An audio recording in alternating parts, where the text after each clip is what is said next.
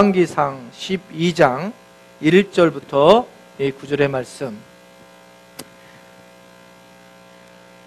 우리 옆에 분들, 오늘 앞에 분들, 뒤에 분들 좀 인사를 할 텐데, 이따 설교 중에 나오겠지만, 눈을 보고 좀 인사를 하면 좋겠습니다. 눈을 이렇게 좀 째려보면서, 눈동자를 좀 보면서, 사랑하고 축복합니다. 주님의 이름으로 사랑하고 축복합니다. 이렇게. 눈을 좀 보세요, 눈을 좀 보세요.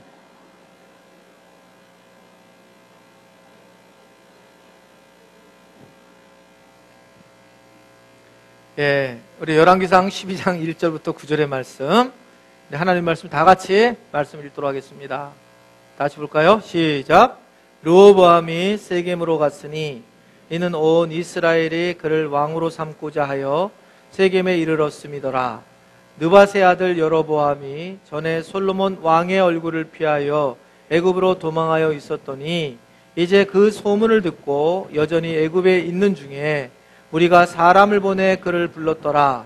여로보암과 이스라엘의 온 회중이 와서 르호보암에게 말하여 이르되 왕의 아버지가 우리의 멍에를 무겁게 하였으나 왕은 이제 왕의 아버지가 우리에게 시킨 고역과 매운 무거운 멍에를 가볍게 하소서. 그리하시면 우리가 왕을 섬기겠나이다. 르호보암이 대답하되 갔다가 3일 후에 다시 내게로 오라 하매 백성이 가느니라. 르호보암 왕이 그의 아버지 솔로몬의 생전에 그 앞에 모셨던 노인들과 의논하여 이르되 너희는 어떻게 충고하여 이 백성에게 대답하게 하겠느냐. 대답하여 이르되 왕이 만일 오늘이 백성을 섬기는 자가 되어 그들을 섬기고 좋은 말로 대답하여 이르시면 그들이 영원히 왕의 종이 되리리라 하나 왕의 노인들이 자문하는 것을 버리고 자기 앞에 모셔있는 자기와 함께 자라난 여러 어린 사람들과 의논하여 이르되 너희는 어떻게 자문하냐. 이 백성에게 대답하게 하겠느냐. 백성이 대답하여 말하기를 왕의 아버지가 우리에게 매운 멍에를 가볍게 하라 하였느니라. 아멘. 예, 주님 사랑하시는 분들, 마음으로 아멘 하시기 바랍니다.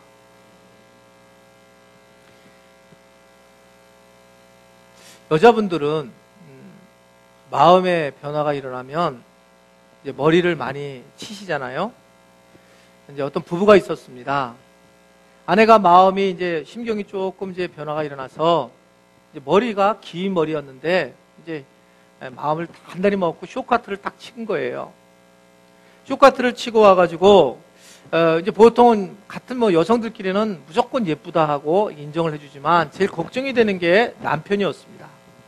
남편은 평상시에도 늘 처녀 때 머리가 길었던 것을 좋아했고 그리고 그것에 대해서 늘 어떻게 하면 긴 머리가 잘 어울리고 또 좋다고 늘 그런 이야기를 하던 그런 남편이었기 때문에 머리를 짧게 치고 와서 이제 걱정이 되는 마음으로 있었습니다. 마침내 이제 남편이 저녁에 들어오게 됐습니다. 그래서 이 아내가 남편에게 얘기를 하는 거예요. 여보, 나 변한 거 있냐고. 그랬더니 남편이 쑥 쳐다보니까 머리를 짧게 쳤거든요. 그래서 남편이 마음이 좀 상했던 것 같습니다. 그러면서 쭉 쳐다보면서 아니 누가 내 허락 없이 당신은 이렇게 머리를 자르냐고. 내가 얼마나 긴 머리를 좋아하는지 여러분 당신이 알고 있지 않냐고. 그래서 화를 벌컥 냈어요. 근데 아내가 막 서운한 겁니다. 너무나 자기는 머리를 예쁘는지 그걸 묻고 싶은데 지나칠 정도로 그냥 혼이 난 겁니다. 그러면서 남편이 확 하고 이제 문을 닫고 나가려고 막 그러는 겁니다. 그래서 아내가 그 남편을 쳐다보면서 그 남편을 불렀습니다. 남편에게 부르면서 여보 라고 부르니까 남편이 왜? 하고 이제 화가 나서 쳐다봤어요. 그랬더니 아내가 하는 말이 뭐라고 얘기했냐면 이렇게 얘기를 했다는 거예요. 여보, 당신은 내 허락 없이 누가 대머리가 되었냐고. 예, 그랬다는 거예요. 왜 허락 없이 대머리가 됐냐? 저는 참 이런 거로 참 웃기지를 못해서 하여튼 그렇습니다. 하여튼간 세상에서 제일 힘든 게 이런 대화예요. 아마 이 관계하는 것일 것이다 이렇게 생각합니다. 하나님께서 이 땅에서 하나님을 사랑하고 이웃을 사랑하라 이 얘기는 관계를 하라라고 하는 거죠.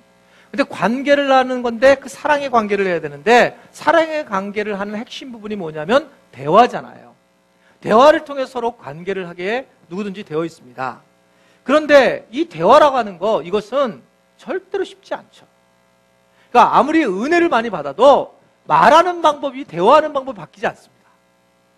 그러니까 대화라고 하는 것 자체는 사실은 아주 익히 어렸을 때부터 훈련이 돼야지만 바뀔 수 있는데, 상당히 영적인 문제가 연결되어 있기 때문에 이것이 또 쉽게 변화가 되지 않는 것이 대화의 모습이다, 이렇게 생각할 수 있어요.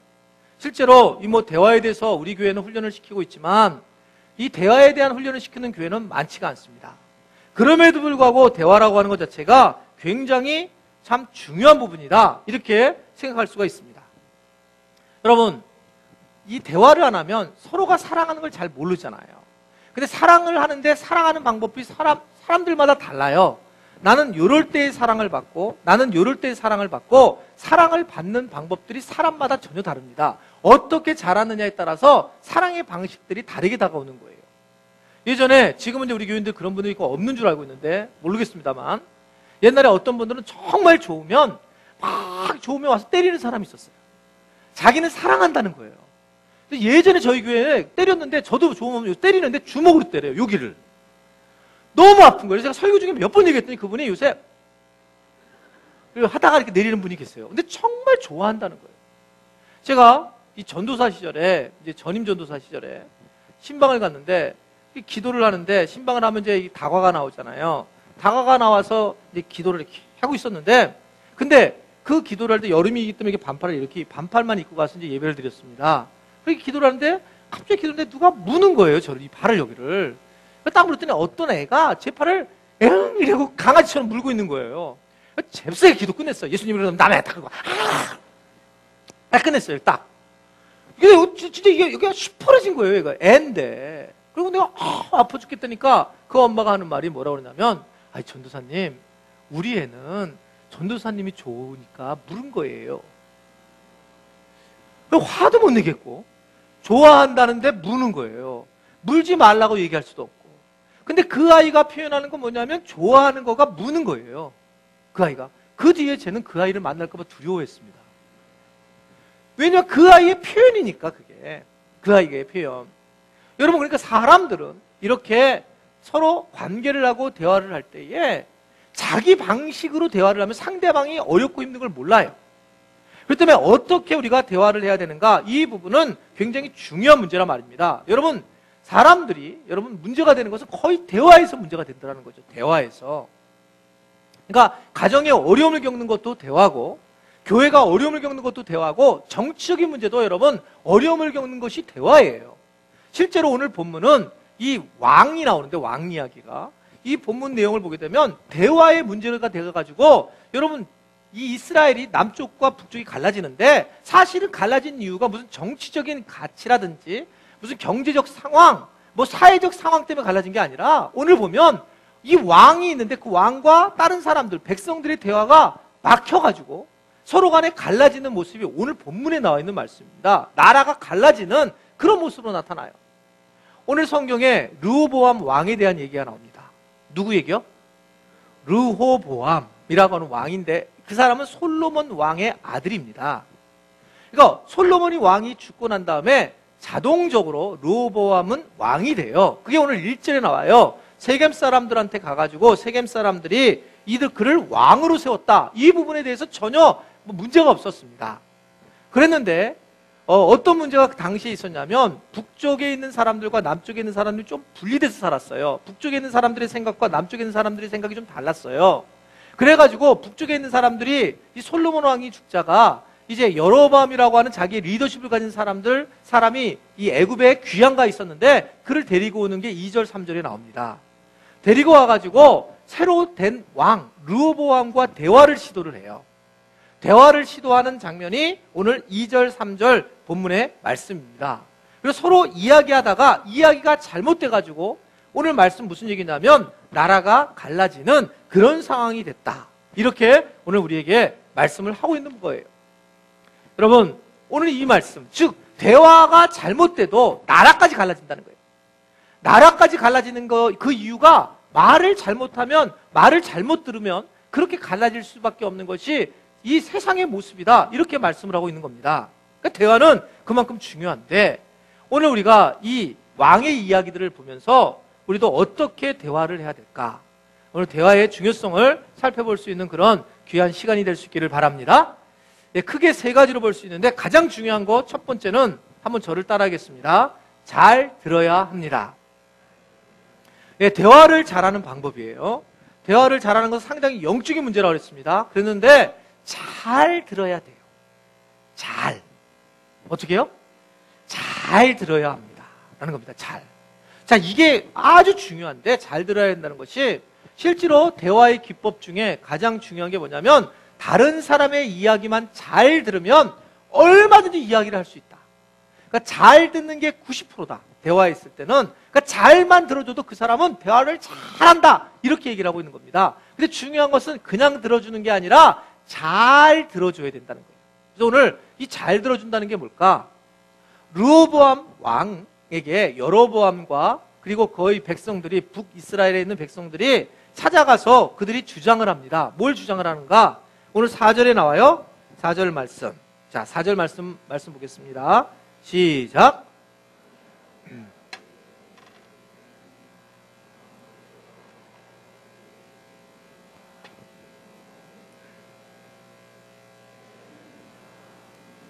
네, 아주 간단해요. 우리가 왕에게 배반하겠다는 게 아니라 그냥 왕으로 섬기겠는데 방법은 뭐냐면 당신 아버지가 조금 과하게 우리한테 힘들게 했으니까 당신이 새로 왕이 됐으니까 우리에게 그냥 그 조금 어려운 것만 제해주면 우리는 뭐 반역할 마음 없고 그냥 왕으로 섬기겠습니다. 라고 그렇게 단순하게 얘기를 했습니다. 그냥 그 이야기를 그냥 단순하게 얘기를 했어요. 근데 그 이야기만 들으면 르호보암이 전혀 문제가 없었죠. 나라가 갈라질 일이 없었단 말입니다. 그냥 듣기만 하면 되었단 말입니다. 그런데 잘만 들어도 해결될 문제가 잘 듣지 못하면서 나라가 두동강이 되는 그런 장면이 오늘 말씀이에요. 여러분, 왜 그러냐면 이 르호보암은 잘 듣지 못했어요. 그 얘기만 듣고 그래? 그러면 내가 조금 더 내려놓을게요. 이렇게만 되면 그냥 문제가 없었는데 잘 듣지 못한다는 거예요. 왜 그러느냐? 우리가 듣는다라고 하는 것, 이것은 훈련이 돼야 되는데 잘 듣는다라는 것은 그러면 도대체 무엇을 들어야 할까? 무엇을 잘 들어야 될까요? 여러분, 듣는다는 것은 항상 두 가지를 듣게 되어 있습니다. 오늘 설교를 들어도 마찬가지인데 듣는다라고 하는 것은 하나는 내용의 의미를 들어요. 아, 내용이 뭔가 이것을 듣고 있고 또 하나는 그 사람이 말하고자 하는 마음의 의미를 듣게 되어 있습니다. 내용의 의미와 마음의 의미, 언어적 의미를 가지고 있단 말입니다. 자, 이런 거죠. 제가 자주 쓰는 말인데 이런 거예요. 여러분, 밥 줘라고 하면 내용은 밥을 달라는 얘기예요. 근데 이게 밥 줘라는 말이 액센트에 어디에 붙이냐에 따라서 완전히 달라지는 거예요. 밥 줘! 밥 줘! 밥 줘! 밥 줘! 이게 내용은 밥을 달라는 얘기인데 이게 어디에다 붙이냐에 따라서 그 사람의 마음이 전혀 다른다는 거죠. 그러니까 언어적 내용하고 마음의 내용들이 전혀 달라요. 그러니까 우리는 익히 뭘 듣게 되냐면 듣는 사람들은 대부분 다 언어를 듣는다는 거예요. 그 사람의 마음의 내용을 보다는 언어의 내용을 듣기 때문에 어려움을 많이 겪게 되는 경우를 우리가 볼 수가 있습니다. 히터를 꺼야 되겠습니다. 히터를 그리고 여기 좀 켜주세요. 저기 공기청정기를. 제가 왜 그러냐면 한 분이 졸 준비를 할 때는 저는 바로 깨달았어요. 지금. 춥게 하세요. 에어컨 키세요.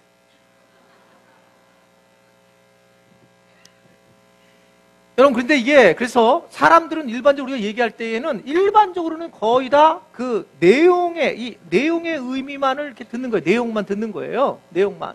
그래서 그 사람이 말하고자 하는 마음의 의미를 듣지 못한다는 거죠. 그러니까 제가 저는 훈련을 많이 했기 때문에 제가 생각하는 거는 어떤 게 있냐면 저는 신방 갈 때도 그래요. 여러분 이렇게 보면 집사님들한테 이제 집사님 무슨 일이 있어갖고 제가 신방 가려고 할 때 집사님 신방 갈까요? 그러면 집사님이 목사님 괜찮아요. 안 와도 돼요. 뭐 이러면 저는 그냥 안 가요.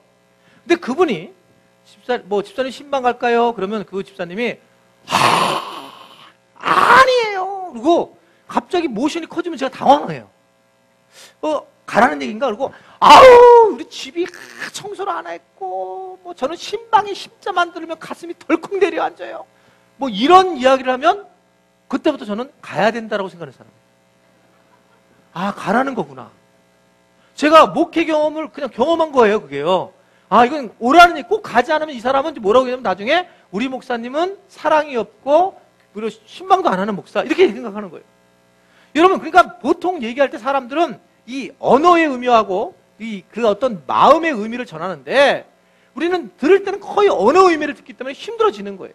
그러니까 건강한 사람들은 마음의 의미까지 정확히 전해요. 오늘 목사님 요번에 꼭 신방 오시면 좋겠어요. 안 오시면 저는 삐칠 예정입니다. 그러면 저는 예 가야죠 이렇게 되잖아요. 근데 이걸 얘기 안 하는 거예요. 이걸 얘기 안 하고 숨겨버리니까 헷갈리는 겁니다. 그래서 상대방의 이야기를 여러분들이 우리가 들어야 될 때 뭐를 들어야 되냐면 그래서 마음의 의미를 듣는데 목회자가 그걸 듣기가 얼마나 어렵습니까? 우리 교회는 건강하니까 그냥 솔직하게 얘기를 하셔야 돼요. 그냥 마음의 이야기를 해주시면 되는 거예요. 오시지 마세요. 그냥 오시면은 청소해야 되니까 힘들어 죽겠어요. 뭐 이렇게 얘기하면 돼요. 근데 그거를 막 이렇게 복잡하게 하면 그냥 무조건 가는 거예요. 그래서 마음의 의미에 대한 부분이 중요한 부분이다. 그리고 그렇다면 또 더 중요한 것, 사실 더 중요한 게 뭘까? 더 중요한 거, 듣는 것, 잘 들어야 되는데 잘 들어야 되는 중요한 것은 한번 저를 따겠습니다. 듣는 태도다. 예, 들는 태도가 상대방을 굉장히 기쁘게 하는 거예요. 듣는 태도. 저를 다시 한번 죄송해요. 따라하겠습니다. 적극적으로 경청하자. 여러분들이 오늘부터 이렇게 하면 달라져요. 내가 사람들이 얘기하면 적극적으로 듣겠다. 그냥 듣는 게 아니라 적극적으로, 한번 저를 따르겠습니다. 적극적으로 듣겠다. 네, 적극적으로 듣겠다라고 하면 그 사람이 완전히 달라진 겁니다. 적극적으로 들어주면 여러분 사람이 확 달라지는데, 왜냐하면 적극적으로 듣겠다 하게 되면 첫 번째 달라지는 게 뭐냐면 몸으로 듣게 된다는 거예요. 몸으로. 사람이 여러분 몸으로 듣게 되어 있습니다. 몸으로. 내가 적극적으로 듣겠다 그러면 몸이 움직이게 되어 있어요. 저는 여러분들 이렇게 많은 분들이 이렇게 예배를 드리잖아요. 설교를 듣잖아요. 여러분 설교 이렇게 딱 듣는데 제가 저분 설교를 듣고 있다 안 듣고 있다는 걸 딱 알 수 있는, 그냥 알 수 있어요. 그럼 왜냐면 몸이 얘기를 해요. 몸이. 그러니까 말씀에 집중하고 내가 말씀 한번 들어봐야지 이런 분들은 거의 다 몸이 약간 앞으로, 여러분들이 동일하게 앉아 있는 것처럼 보이지만 약간 이렇게 돼 있어요. 약간. 그리고 아멘. 거의 이렇게 돼 있어요. 이렇게 표정이 돼 있어요, 지금요. 근데 끌려온 그 있잖아요. 도살장에 끌려온 어린 양 같은 분들이 계시잖아요. 아내가 막 들들 볶으니까 어쩔 수 없이 교회 막 지금 20분 지각하면서 온 분들 계시잖아요. 그런 분들은 앉아있으면 이렇게 잠깐 약간 뒤로 가 있어요. 약간 이게. 이렇게 뒤로 가 있고, 그 다음에 두 번째 하는 몸이 뭐냐면 눈동자를 깔아요. 제 눈을 절대로 비치지 않습니다. 제 눈하고 만나질 않아요. 그리고 세 번째 안 듣는다는 표정이 뭐냐면 손이 이렇게 이제 올라가요. 점점. 이렇게 딱 있어요. 이렇게. 요 폼을 하는 분들은 교회 나오지 마세요. 근데 여기부터는 전 열불나요. 이런 분이 있었어요. 이런 분이 있어요. 이런 분이 갖고 뭐냐면 몸이 내가 안 듣겠다라고 그렇게 이야기를 하고 있다는 겁니다. 몸이 얘기를 해요. 여러분, 내가 적극적으로 다른 사람과 얘기할 때 이 마음을 정해보세요. 먼저 내가 적극적으로 듣겠다 그러면 적극적이라는 단어에 뭐가 있냐면 몸이 쓱 가는 거예요. 그래서 얘기해봐. 와! 그래서 이 몸이 딱 가면 이 사람이 막 흥분이 하는 거예요. 상대방이 정말 달라졌다. 달라진 게 하나도 없는데 적극적으로 듣는다 그러면 몸이 가게 돼 있단 말입니다. 내가 근데 또 와서 또 얘기하네. 이러면 이제 벌써 몸이 쓱 가게 되는 거예요. 그래서 시어머니들이 매번 명절 때마다 얘기를 동일하게 하는 이유는 몸이 들은 적이 없는 거예요. 거의 몸이. 그러니까 시어머니의 이 입을 막아버리려면, 고등학교 때 얘기했잖아요. 시어머니 학교 때 하루 날 잡아가서, 명절에 가시면 안 돼요. 하루 날 잡아가서 시어머니 앞에 가가지고 그래서 시어머니한테 어머니 얘기하세요. 그러면 어머니가 시컷 하루 종일 1박 2일 얘기하게 하면 명절 때 하던 얘기를 또 하고 하지 않습니다. 왜냐하면 몸이 안 듣고 있어 그래요. 몸이 안 듣고 그냥 무슨 막 밥하고 뭐 전부 치고 있는데 옛날에 내가 그랬단다. 예. 그러니까 어머니가 서운한 거예요. 그러니까 다음에 또 비컨티뉴. 추석 다음에, 그 다음에 또 명절 때, 구정 때 또 얘기하는 또 그러면 뭐 며느리 했던 얘기 또 들으니까 또 그래서 이게 마음이 상하는 거예요. 시어머니가 뭔가 그냥 마음에 안 드는 거예요. 왜냐하면 그 자체가 몸으로 얘기를 하고 있기 때문에. 그러니까 여러분들 얘기를 할 때 분명하게 무슨 뭐 텔레비전을 틀고 그 얘기가 되는 게 텔레비전을 틀면 무조건 대화가 아니에요. 그러니까 또는 다른 그 상황이 있으면 그건 대화가 아닙니다. 대화는 이게 몸으로 서로 얘기를 하는 거기 때문에. 그래서 우리가 적극적으로 들어야 된다라고 하는 것은 이 몸으로 또 얘기를 하고 또 하나는 눈으로 얘기를 하는 겁니다. 눈으로. 뭐로 얘기를 해요? 예, 눈으로 잘 들어야 된다는 거예요. 눈으로. 그러니까 이 눈으로 듣는 것, 이것은 상대방을 봐야 된다는 거기 때문에 그렇습니다. 그러니까 얘기를 하면 상대방을 안 보고 얘기해. 그래, 나도 그렇게 생각해. 애들 문제지 뭐, 우리 애들. 아휴. 이러니까 좀 화가 나는 거예요. 여러분, 이 서로 눈을 본다는 게 얼마나 중요한지 저는 사실 눈을 못 봤던 사람입니다. 상대방의 눈들. 이렇게 사람들의 눈을 못 봤어요. 언제까지 못 봤냐면 결혼하기 전까지. 결혼을 이제 앞두고 제 아내가 선생님이었고 저는 학생이었잖아요. 교회 종례를 했었는데 그때마다 내 눈을 똑바로 보세요. 그럼 내가 그랬어요. 이렇게 제가 막 이게 눈을 못 봐가지고 눈을 이게 이상하게 눈을 못 보겠는 거예요. 왜 눈을 보면 제 눈이 워낙 청아하고 사슴과 같은 눈을 가졌다고 그때 얘기했어요. 많은 분들이. 그래가지고 이게 눈이 너무나 아주 이 세상이 때묻지 않은 아주 애기 같은 눈이기 때문에 때를 보기 힘들어한다고 사람들이 얘기했다. 사람들이요. 사람 제 얘기가 아니고. 그래가지고 제가 사람의 눈을 못 봤어요. 근데 아내가 그걸 계속 가르쳤어요. 그러니까 사실 눈을 그러니까 아이 컨택을 한다라고 하는 것은 엄청나게 중요한데 우리 교회에서도 프로그램을 할 때 마지막 시간에 이 눈 아이 컨택을 가끔 할 때가 있어요. 눈을 쳐다보고. 여러분 어떨 때는요. 정말 눈을 쳐다본다는 것 자체가 그게 얼마나 큰 대화를 하고 있는가. 한번 여러분 가족끼리 그리고 그러니까 눈에 약간 장난기만 섞여도 안 돼요. 근데 가족끼리 아무 말을 하지 않고 가족끼리 만약에 서로 눈을 3분만 딱 쳐다보면 제가 장담하지만 3분 안에 눈물이 흐를 거예요. 왜냐하면 여러분들의 모습을 상대방의 눈동자를 통해서 본 적이 없거든요. 상대방의 눈동자를 통해서. 그리고 눈으로 가만히 들어보세요. 상대방 이야기를. 그러면 그 눈이 영혼의 창이기 때문에 정말 거기서 눈에서 사랑을 강하게 느낄 수 있습니다.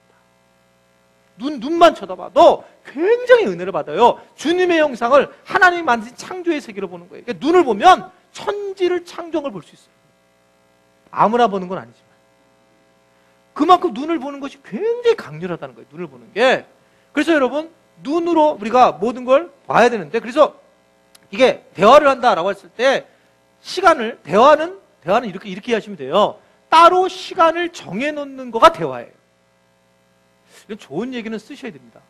따로 시간을 정해놓는 거가 대화하자 그래가지고 그냥 쓱 하는 게 아니라 따로 시간을 정해서 뭔가를 하는 게 대화란 말입니다. 그때 눈을 쳐다보고 서로 같이 이야기할 수 있는 것이지 그것이 서로 간에 관계를 하는 것이고 대화를 나누는 겁니다. 세 번째는 뭐로 들어야 되냐면 마음으로 들어야 한다는 겁니다. 마음. 그러니까 잘 들으려고 할 때 듣는 태도는 마음으로 들어야 되는데 아이가 학교에서 돌아오면서 아이가 이렇게 얘기할 수 있잖아요. 엄마! 나 빵점 봐라 빵점! 그리고 집어넣고 애가 나가서 놀려고 나간단 말입니다. 근데 그런 애를 빵점이라고 한 애를 불러놔다 놓고 너 일로 와 하고 엄마가 만약에 회초리를 들면 그건 계모입니다. 아이의 마음을 전혀 듣지 않는 거예요. 아이는 마음을 얘기하는 거예요. 아이는 내가 빵점 맞아서 힘든데 걔가 심각하게 초등학교 2학년짜리가 와가지고 어머니 저 빵점인데요 죽고 싶어요. 그러면 여러분 진짜 얼마나 마음 아프겠어요. 걔가 빵점이에요 이러는 게 낫지. 어머니 나는 죽어야 될 사람입니다. 내가 총 58명 중에 58등을 했습니다 어머니. 아이가 그러면 뒤집어지는 거죠. 그 아이는 그냥 그런 얘기할 때 그냥 아이가 그 마음이 애가 그렇게 얘기할 때는 나 힘들어요 엄마 이 얘기하는 거예요. 엄마도 힘들지만 나 힘들어서 그냥 쓱 하고 넘어가는 거예요. 그 쓱 하고 넘어가는 것을 마음을 엄마가 못 듣는 경우가 얼마나 많은지 몰라요. 여러분 아이들이 사춘기가 되면 죽고 싶은 마음을 얘기를 하잖아요. 나 죽고 싶어요 막 이러잖아요. 저도 그런 말을 말할 때가 있는데 죽고 싶다는 말을 사춘기가 아니더라도 근데 애들은 당연히 자라면서 나 죽고 싶다고 할 말이 있잖아요. 어떤 분은 얘가 그런 얘기를 하니까 새벽기도에 애를 데리고 왔어요. 새벽기도에는 불 끄면 어둡잖아요. 조그만 애예요, 조그만 애. 이거 오신 분 제가 그냥 예화 쓴 거 죄송해요. 근데 와가지고 탁 와가지고 기도를 받는 거예요. 내가 왜 기도를 받냐면 죽고 싶다 내가. 그럼 걔한테 얘가 살인의 영이 있고 귀신이 쌓였다는 거예요. 그냥 애가 그냥 사춘기 때 힘들어 죽겠어 이 얘기한 거예요. 근데 그 부모가 너무 강요가 받으니까 애가 얼마나 당황하겠어요. 그리고 거기다 목사님의 기도까지 받으러 왔으니. 그러니까 이거 좀 가볍게 생각할 때 있단 말이다. 그 아이의 마음을 들어야 되는데 마음이 아니라 자꾸 그 자기 아픈 상처, 자기 걱정거리를 들어버리는 거예요. 그러니까 그 우리가 상대방과 이야기할 때에 마음을 들어야 된단 말입니다. 마음.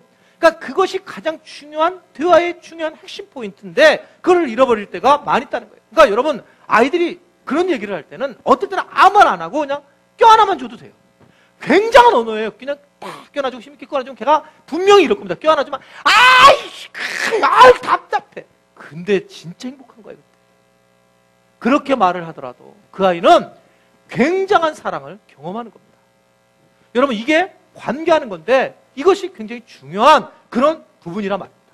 그럼에도 불구하고 세 번째로 왜 우리가 이렇게 듣는 것이 힘들까? 여러분 사실 우리를 방해하는 듣는 걸 방해하는 게 있다는 거예요. 우리가 이런 이야기를 들으려고 할 때 방해하는 것이 있는데 첫 번째는 내가 그 모든 거 알고 있지. 나 다 알아 라고 얘기하는 거예요. 이런 생각을 가진 사람은 절대 이야기를 듣지 않습니다. 설교도 듣지 않아요. 설교도 여러분 조금 신학 공부한 인간들이 말씀을 못 들어요. 나 같으면 여러분 조금 성경 조금 아는 사람들이 하나님의 말씀을 안 듣습니다. 차라리 모르면 듣는데 제일 여러분 힘든 사람이 어떻습니까? 나는 정말 제일 힘든 사람이 거칠게 설교 안 하려고 마음 먹고 있기 때문에 여러분 거친 언어 안 나올 거예요. 정말 제일 내가 힘든 사람은 뭐냐면 막 대화를 하다가 목사님 그거 알아요. 할 얘기를 막 하다가 그거 이거 알아요. 이러면 확 그냥 뭘 갖다 그냥 확 그냥 진짜 그런 마음이 들고 이게 안다는 거 안다. 여러분 진짜 이게 사람과 대화를 하는데 내가 안다는 얘기를 가지고 상대방 이야기를 끊으면 있잖아요. 그 사람 목을 조르는 거예요. 안다 이런 얘기를 하는 거. 여러분 잠언 18장 13절의 말씀을 보시면 이런 상황이에요. 시작. 사람이 자기 사연을 얘기할 때 안다는 거예요. 그러면서 모든 걸 막아버리면 그 사람은 미련한 사람이고 욕을 먹을 수밖에 없는 사람이라는 겁니다. 사람들은 왜 그러면 이렇게 미리 사연을 듣기 전에 얘기를 하느냐? 추정하고 자기가 이게 내가 알고 있다라고 하는 것을 미리 생각하기 때문에 그렇다는 거예요. 르호보암이 왜 여로보암의 이야기를 듣지 않았을까? 그거 와서 나 힘들어요. 그러고 그래? 그럼 그 힘든 거 좀 내려놓게 이랬으면 될 텐데 왜 그것을 그대로 사실만으로 받아들이지 않았을까? 그것은 아마 이랬을 거라는 거죠. 내가 이제 왕이 됐다고 어린 왕이라고 우리 아버지 왕하고 네가 어떻든 요 귀에 틈타가지고 나한테 와서 얘기하는 거지 라고 하는 마음을 가졌기 때문에 내가 다 알고 있다.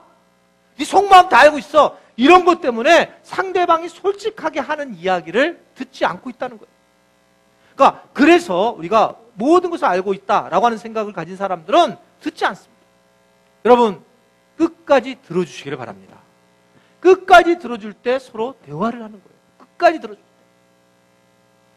또 하나는 이 듣는 것이 힘든 이유 중에 하나는 성급하게 듣고 너무나 급하게 듣고 있을 때.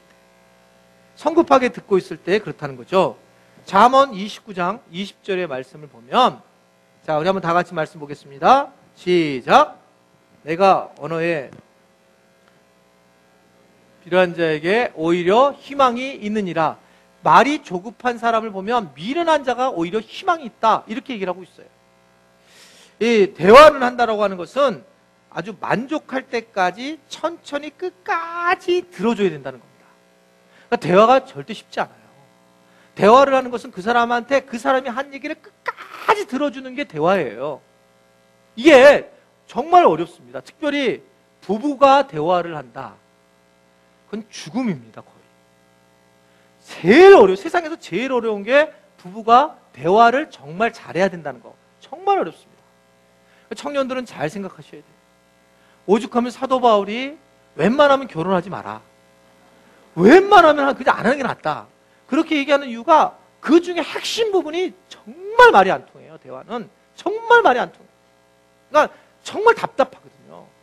이 자체가 이게 안 되게 되어 있습니다. 특별히 조급하게, 그때는 막 조급한 마음이 들어요. 잘 아는 사람들은 다 알고 조급한 마음이 들기 때문에, 그렇기 때문에 끝까지 들어주지 못하는 모습으로 가더라는 거죠. 이현주 목사님이라고 하는 감리교 목사님 계신데, 참 제가 좋아하는 분인데, 이분이 생태학자예요. 그분이 이 비법이라고 하는 짧은 시를 하나 썼는데, 그 시가 어떤 내용이냐면 이런 내용입니다. 오늘 아침 드디어 땀 한 방울 떨구지 않고 숨 한 번 가쁘지 않고 산에 올랐다. 천천히 느릿느릿 비결은 거기에 있었다. 이 놀라운 사실을 내 친구 북산에게 일러 바쳐야겠다. 산쟁이 그 친구 방구 듣겠지. 그리고 이렇게 말하겠지. 이제 알았냐? 끝. 이제 알았냐라고 하는 비결이라고 하는 시인데 무슨 얘기예요? 산을 올라가는데 땀 한 방울 안 흘리고 그리고 숨 한 번 가쁘지 않고 오를 수 있다는 거예요. 천천히 느릿느릿. 이게 비결이구나. 우리는 땀 많이 흘리고 처음부터 제일 먼저 올라가려고 하는데 이게 비결이구나 라는 것을 알게 됐단 말입니다. 이게 인생의 모습이다 라고 하는 것을 말씀하고 있는 거예요. 여러분, 다른 사람이 이야기할 때 한번 끝까지 들어봐 주십시오. 천천히 느릿느릿 한번 끝까지 들어볼 때에 서로 대화를 할 수 있다라고 하는 것을 여러분 기억할 수 있기를 바랍니다. 세 번째는 특별히 우리가 이게 제일 많이 나타나는 현상인데, 자기가 올바른 생각을 한다라고, 올바르다라고 생각하기 때문에 다른 사람의 이야기를 안 듣는 겁니다. 여러분, 이것은 설교도 그래요. 내가 저 생각하고 목사님하고 생각이 다르면 절대 이야기가 안 들어와요. 그러니까 내가 올바르다고 생각하는 것. 그런데 여러분, 성경은 자기 자신, 우리 자아에 대해서 절대로 그것을 올바르게 판단하는 자아가 아니다, 이렇게 얘기를 하고 있습니다. 우리 스스로는 실제로 이기적이고, 우리 스스로는 실질적으로 마귀적이고 정욕적이라고 얘기하지, 우리 스스로가 그런 존재가 아니다라고 얘기를 하잖아요. 그렇게 얘기하고 있죠.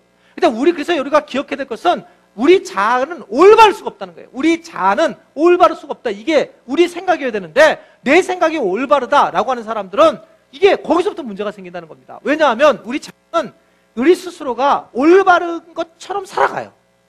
그걸 방어기제라고 그래요. 내가 힘든 일을 하게 되잖아요. 겪게 되잖아요. 내가 잘못하면 내 양심이 움직이는데 그것을 싹 막아버리는 게 뭐냐면 방어기제인데, 이 방어기제가 우리를 바꿔버리는 거예요. 이거 참 창피한 일인데 이거 딴 데 가서 얘기하지 마세요. 이제 저는 제 아내하고 우리 같이 있으면 저희 아내는 훨씬 도덕적입니다. 저는 비도덕적이에요. 저는 그러니까 어렸을 때 도덕적으로 잘 훈련된 사람이 아닌 것 같아요. 근데 아내는 그러나 신앙적인 가정에서 태어났지만 그랬지만 저희 아내는 이제 아버님이 선생님이시면서 그런지 도덕적으로 잘 이렇게 자랐어요. 산에 이제 어디 가면, 산에 갔을 때 이제 보면 이제 화장실이 없잖아요. 화장실이 없을 때 얘기입니다. 있을 때 그런 게 아니라 없으면, 저는 산에서 이 쉬하는 거가 얼마나 기쁜지 몰라요. 이 자연화가 일치가 되는 그 기쁨이 굉장히 커요. 근데 저희 집 사람은 이걸 못 견디는 거예요. 처음에 이게. 근데 저는 정말 가능한, 산에서 이렇게 하는 것이 화장실이 없을 때.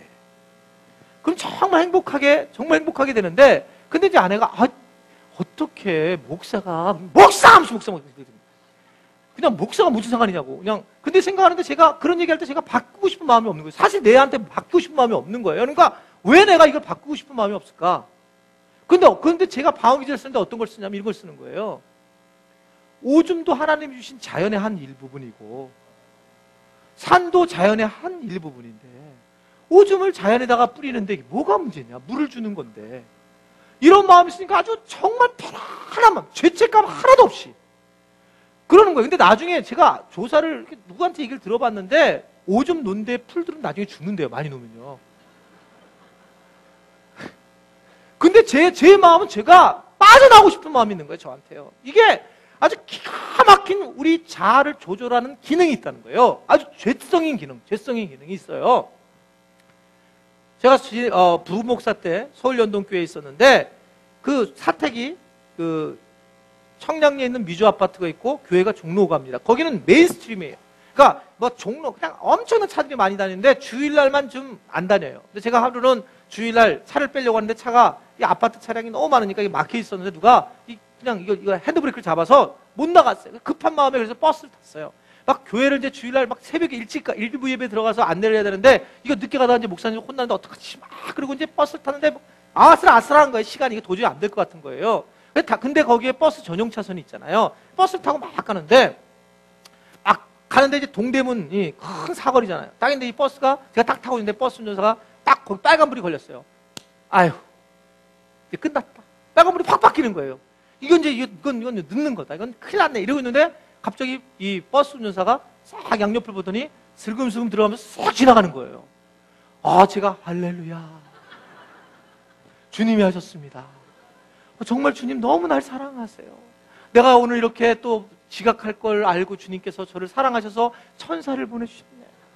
그 천사를 보니까 머리가 약간 뒤벗겨진 천사인데 진짜 괜찮아요. 너무 잘생겨 보여요. 운전사가. 운전사 씨 막 뽀뽀해주고 싶은 거예요. 당신은 정말 훌륭한 사람이에요. 어떻게 이럴 수 있는가? 그래서 제가 주님이 저분을 보내주셨고 나로 하여금 지각을 안 하게 해주시는구나. 정말 너무 놀라우신 분, 주님 찬양합니다. 이러고 내렸어요. 정말 그렇게 생각했어요. 그렇게 생각. 그리고 이제 얼마 뒤에 제가 차를 이제 주일날 그래도 같이 차를 가지고 이렇게 딱 가는데 그것도 동대문에 딱 섰어요. 근데 주일날 아침이니까 또 차가 없으니까 또 무슨 그분은 아니겠지만 어떤 버스가 또 뒤뚱도 안 되는 쑥 지나가네요. 제가 딱 서서 보니까 차가 막 지나가는 버스가. 그걸 탁 쳐다보면서 하여튼 한국 사람들은 문제가 진짜 많다. 교통법규를 지켜야지. 이런 법규를 하나 못 지키니까 저거 버스 운전사 하는 거잖아, 저거 지금. 지금 버스 운전밖에 할 수밖에 없는 게 이게 뻔한 거지. 이런 마음이 툭 드는 거예요. 그러니까 무슨 얘기냐면 내 환경에 대해서는 내가 알아서 내가 살아나가려고 하더라는 거예요. 이거를 상담 용어로 투사라고 그래요. 투사. 여러분 이게 우리의 본래의 모습이에요. 이게 저만 그렇습니까? 여러분은 그거 웃고 계시는데 여러분 안 그러세요? 이게 우리 모두의 우리 자아가 그런 자아란 말이에요. 근데 이런 우리 자아가 뭐라고 그러냐면 내 생각이 올바르다는 거예요. 내 생각이. 그러니까 내 생각대로 맞다는 거예요. 여러분 하나님 믿는 사람들은 내 생각이 틀렸다는 데서 출발을 해요. 언제든지 바뀔 수 있다. 내 생각은 틀릴 수도 있다. 이렇게 주님 한 분이면 충분하고 그 외에 그것만이 진리지 나머지는 진리가 아니다. 라고. 그래서 얼마든지 바뀔 수 있다. 그래야지만 우리가 다른 사람의 이야기를 들을 수 있어요. 여러분 잠언 12장 15절의 말씀을 보면 뭐라고 얘기하냐면 이렇게 말씀을 하고 있습니다. 자, 시작. 자기 행위를 바른 줄로 여기나 지혜로운 자는 권고를 듣는다는 거예요. 지혜로운 자는 권고를 듣는다고 얘기하고 있습니다. 자, 그래서 르호보암이 여로보암의 말을 거절한 부분도 뭔가 자기가 올바르다고 생각하니까 다른 사람에게 짐을 더 짊어질 수 있다는 겁니다.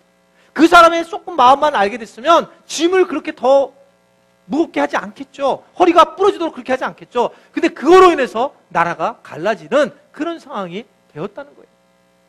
첫 번째, 잘 들어야 합니다. 다시 한번 따라하겠습니다. 잘 들어야 한다. 예, 잘 기억하셔야 돼요. 그리고 아예 마음을 정해야 됩니다. 내가 아주 그냥 들으려고 마음먹게 누가 얘기하면 김 집사님 나! 이렇게 확 돌아서야 돼요. 뭐 나는 아니겠지. 이게 아니라 나! 왜? 그러면 그렇게 하는 게 잘 돼요. 아주 적극적인 경청을 하셔야 돼요. 적극적 경청. 두 번째는 대화를 잘하려면 정말 기도를 많이 해야 합니다. 기도를 많이 해야지만 잘 들을 수가 있다는 거예요.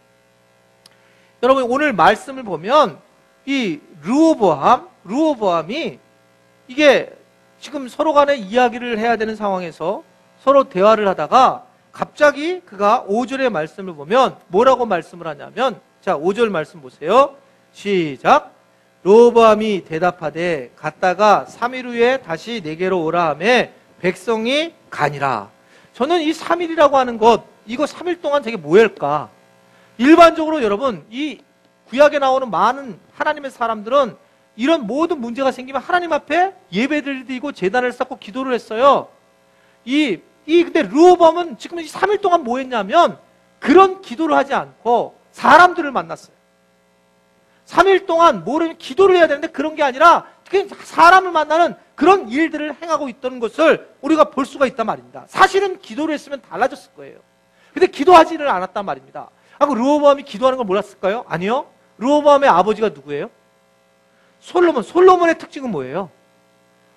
1,000번제를 드린 사람입니다.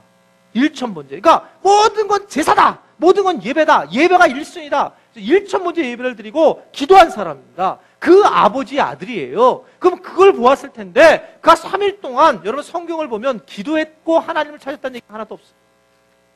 그냥 사람들을 만났는데 그 사람들을 만나니까 그 사람들을 만난 이야기를 들었다. 이 얘기만 하고 있는 것을 볼 수가 있습니다. 그러다 보니까 뭐가 문제가 되는 줄 아세요?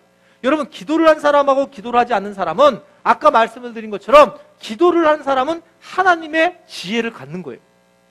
근데 기도를 하지 않으면 여러분 지혜가 없어요. 기도를 하면 바로 응답을 받는 것은 사람들 그렇게 생각하는 사람도 있지만 그렇게도 주시기도 하지만 중요한 것은 기도를 하면 하나님이 사업의 지혜를 주십니다. 어떻게 살아야 되는지 그 지혜를 주세요. 그래서 기도를 많이 한 사람들은 뭔가 달라요. 기도를 많이 한 사람들. 자, 이 솔로몬, 지금 르호보암도 그가 만약에 기도를 많이 했다면 지금 달라졌을 텐데 그건 기도를 하지 않고 누구를 만나냐면 처음에 누구를 만나냐면 그 아버지 솔로몬 왕과 같이 있었던 노인들을 만나요. 그분들이 정답을 얘기를 합니다. 지혜가 없으니까 그걸 놓치는 거예요. 자기가 같이 놀던 청년들, 그 친구들을 만나서 물어보니까 오히려 더 무거운 짐을 지라. 그래야지 그걸 택한단 말입니다. 그럼 뭐가 문제냐? 르호보암은 하나님께 기도하지 않아서 지혜를 잃어버린 거예요. 여러분, 기도한다는 의미는 하나님의 지혜로움을 갖는다는 것을 믿으시기를 바랍니다. 하나님의 지혜를 갖는 자들은 새벽에 기도하는 사람들이에요. 여러분, 새벽에 기도하는 사람들이 뭐 헷가닥 눈이 이래가지고 뭐 날아다니고 이런 게 아니고 새벽에 기도하는 사람들의 특징들은 뭐냐면 그 사람들을 잘 보면 정말 지혜로워요. 여러분, 늘 기도하는 사람을 보세요, 한번요. 그러면 자세히 보면 성격은 조금 나쁠 수 있어도 지혜로움이 있어요. 지혜로움. 신기하게 하나님이 주신 지혜로움. 그래서 그 지혜로움을 통해서 모든 걸 잘 정리해 나간다는 거죠. 이번 주간에 여러분 아마 이 굉장한 그 개그를 하나 보셨을 겁니다. 그거 뭐 잘 아는 얘기인데 그 개그 콘서트라는 게 있어요. 거기 이제 사마귀 유치원이라고 하는 게 있는데 여러분들은 이제 거의 아마 그거 안 보실 거예요. 거의 그 말씀 읽고 뭐 기도하다가 보니까 뭐 저희가 대신 보고 있어요. 근데 그 사마귀 유치원을 보면 이제 최효종이라고 하는 개그맨이 나오는데 이제 이렇게 밀빵부지 하나 들고 이렇게 나와요. 나와가지고 이제 유치원 아들 것처럼 이제 뭐 얘기를 합니다. 이렇게 뭐 하나 이렇게 들고 와가지고 이렇게 들고 와서 이렇게 뭐 이러면서 뭐 여러분 국회의원 되고 싶어요? 뭐 이런 얘기를 해요. 그러면서 국회의원 되는 거 쉬워요. 뭐 이렇게 하면서 얘기를 합니다. 그래서 이제 얘기를 하는데 굉장히 참 풍자적이고 재밌습니다. 그게 아주 깊어서 이번에는 이제 국회의원에 대한 얘기를 했어요. 그랬더니 이 이야기를 듣고 강용석 의원이라는 분이 이분이 성희롱죄로 이렇게 지금 문제가 되어 있는데 이분이 이 최유종 씨를 고소를 했어요. 그러니까 고소한 내용이 뭐냐면 사마귀 유치원에서 이렇게 얘기를 했습니다. 이게 개그죠, 개그. 여러분, 국회의원 되기 쉬워요 하면서 이제 얘기를 했는데 이렇게 얘기를 했습니다. 집권여당 수뇌부와 친해져서 집권여당의 공천을 받아 여당의 텃밭에서 출마하면 돼요. 출마할 때도 공탁금 2억만 들고 선관위로 찾아가면 돼요. 선거 유세 때 평소 잘 안 가던 시장을 돌아다니면서 할머니들과 악수만 해주면 되고요.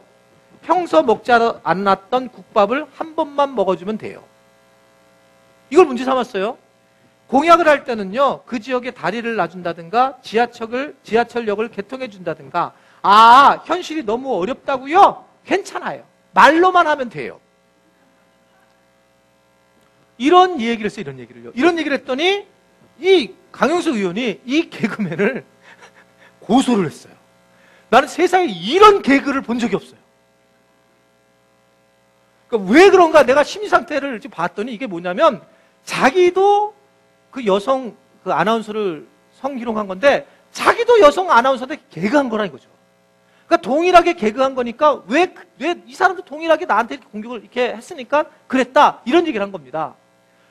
제가 정확한 정보는 아닙니다. 제가 근데 제 기억으로는 맞을 거라고 생각하는데 이 강영석 의원이 나는 크리스찬인 줄 알고 있어요. 정확하진 않아요. 근데 참 진짜 쇼를 하는 겁니다. 쇼를. 이런 개그가 세상에 어디 있습니까? 근데 왜 이럴까? 여러분, 근데 이게 우리가 조그만 잘못, 지혜로움이 없잖아요. 다 이렇게 돼요, 다. 이게 말도 안 되는 얘기인데 다 우리는 조그만 지혜를 잃어버리면 이런 모습으로 이렇게 정말 문제 있는 모습으로 살아갈 수 있는 밖에 없는 것이 우리의 모습이라 이게 볼 수 있단 말입니다. 여러분, 그래서 기도를 하는 사람들은 달라요. 기도를 하는 사람은 뭔가 관계를 하는데 그렇게 많이 말을 하지 않고 기도를 하면서 하나님의 음성을 듣는 훈련이 되어 있기 때문에 사람들의 이야기를 잘 들을 수 있는 부분이 있더라 말입니다. 여러분들이 기도하면서 다른 사람 관계를 잘 훈련받을 수 있는 그런 귀한 하나님의 자녀들이 되기를 주님의 이름으로 축원해 드립니다. 마지막 세 번째는 이 말씀을 전하고 싶었어요. 오늘요. 대화를 잘하려면 오늘 설교 제목이 뭐냐면 좋은 말로 대답하라예요. 한번 저를 따라하겠습니다. 좋은 말로 대답하라. 네, 오늘 말씀의 설교 제목인데 그 세 번째, 좋은 말로 대답을 하려고 하는 마음을 가지면 된다.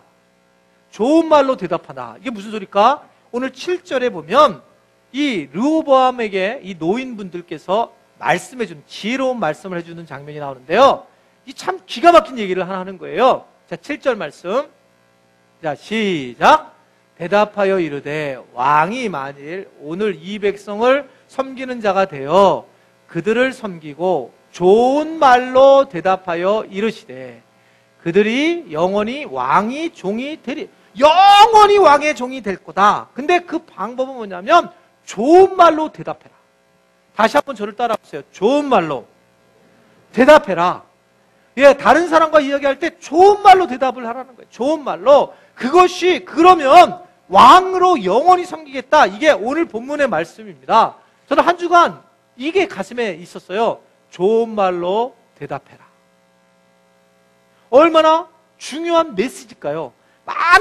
그 많은 것 중에 지금 이 노인들이 이 솔로몬을 섬겼던 대단한 학식 있는 사람들이 한마디 한 게 뭐냐면 좋은 말로 대답을 하면 영원히 왕으로 섬길 겁니다. 라고 얘기하고 있다는 거예요. 좋은 말로. 좋은 말로 대답을 하는 거예요. 여러분, 좋은 말로 대답하는 게 뭘까요? 좋은 말로 대답하는 것은 일단은 여러분 상대방이 상처받은 말, 이게 바른 말이긴 하지만 그런 말을 가능한 행동이나 그런 상처 주는 말을, 행동을 하지 말라는 거예요. 이게 아무리 바른 말이라도. 그러니까 좋은 말은 그 사람이 좋은 말이 돼야 되잖아요. 그 사람에게 필요한 말을 해야 되는데 정확하게 그 사람에게 상처되는 말을 하게 되면 결혼한 분들은 다 알아요. 상처 주는 말을 하면 반드시 대가 지불을 받습니다. 그 상처를 절대로 그냥 놔두지 않습니다. 그래서 이 상처 주는 말을 잘 알아야 돼요. 이것에 대해서 좋은 말로 대답을 해주는 게 중요하다는 거예요. 또 하나는 이 좋은 말로 대답한다는 것은 상대방이 원하는 행복하게 하는 말을 해줘야 된다는 거예요. 좋은 말로 대답한다는 것은 내가 원하는 말을 대답하는 게 아닌가 말입니다. 내가 원하는 말. 어떤 분은 막 그러잖아요. 저랑 친해지니까 우리 애들이 그러면 좀 이해가 되는데 저한테 와가지고 어떤 사람은 예전에 지금 안 그러는데 그냥 배를 이렇게 손가락을 대놓고 아유 목사님 배 나오셨네요. 이렇게 수시고 가요. 그분은 굉장히 나하고 친밀한 분이시죠. 근데 저를 행복하게 하지 않아요. 배 나왔다고 찌르면. 사람마다 행복하게 해주는 말이 달라요. 그거를 여러분들의 배우자에게 한번 물어보세요. 여러분들이 친한 자녀들에게 물어보세요. 너는 어떨 때 가장 행복하니? 그랬더니 엄마 나는 또 누가 여보 나는 빼샥 말랐다라고 왜 이렇게 말랐어? 그 소리 들을 때 나는 너무 행복해. 그런데 얼굴 쳐다보니까 얼굴이 이따만하잖아요. 그래도 그렇게 얘기해 주라는 거예요. 그 사람이 원하는 말을 해줘라. 좋은 말로 대답을 해 주시는 게 중요한 관계를 하는 거예요. 마지막 좋은 말로 대답을 하기 위해서는 사실은 어떻게 해야 되냐면 자신이 행복해야지만 좋은 말로 대답할 수 있어요. 내가 행복해야지. 그렇잖아요, 당연하게. 그런데 여러분, 내가 행복하다는 건 도대체 뭘까요? 그것은 무엇을 가져서 행복하면 우리가 행복감은 언제든지 잃어버릴 수 있습니다. 그런데 진짜 행복한 건 뭐냐면 내가 내 존재 자체로 행복하는 거예요. 지금 주님, 내가 이대로가 행복합니다. 이게 행복한 거예요. 여러분, 앞으로 이렇게 해주시면 행복합니다. 이건 아닙니다. 행복하다라고 하는 것은 내가 지금 이 모습 이대로 주님 정말 행복해요 라고 고백할 때 이것이 행복한 거고, 이것이 다른 사람들과 관계를 할 때에 좋은 말로 대답해 주는 것으로 나오게 되더라는 거예요. 한 예화를 하고 말씀 마치려고 그래요. 수요기도 때 제가 잠깐 말씀드렸는데, 저희 교회가 섬기는, 여러분 예전에 우리 교회 부교육자였던 박영규 목사님이 있는데 하늘꿈 은혜교회를 개척을 1년 6개월 전에 했습니다. 권사회가 돕고 있는데 오늘 권사회 총회도 있고 그래서 내년도에 어떻게 도와야 될까 말아야 될까 해서 이번 주에 1대1로 만났어요. 그리고 얘기를 했어요. 목사님하고. 지금 뭐 교회가 어떤 상황인지, 교회 헌금을 제대로 우리가 사용을 해야 되는데 정확하게 좀 알려주십시오. 그러면서 물어봤어요. 목사님 얘기가 1년 6개월 동안 장년이 한 명도 없어요. 그리고 어린아이들만 10명 정도 있다는 거예요. 제가 참, 이 목사님 되게 힘들겠다. 그리고 얼마나 목사 된 거 후회하겠다. 뒤늦게 목회자가 됐으니까 그런 마음이 제 마음이었어요. 제 마음. 그리고 그런 마음을 이제 갖고, 그리고 얼마나 고통스러울까. 그렇게 이제 바라봤더니 이 목사님이 그때 하여튼 얘기하는 말이, 그러면서 뭐라고 하냐면, 근데 목사님, 제가 우리 교회에서 배운 게 하나가 있는데, 그러면서 그 얘기를 하는 거예요.